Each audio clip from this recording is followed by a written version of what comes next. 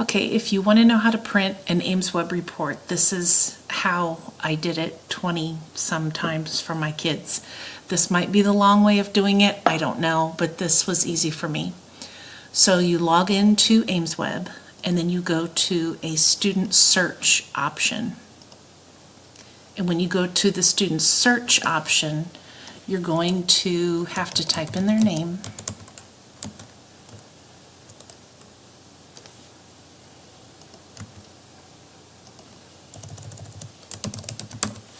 Okay, and then hit view refresh, and then the student's name comes up.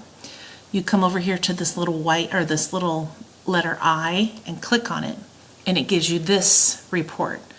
So this isn't really going to help you because you can't really print this out easily. So what you do is you click export, and then you wait. When this little red exclamation point appears at this notification icon up here, that's when your report is ready.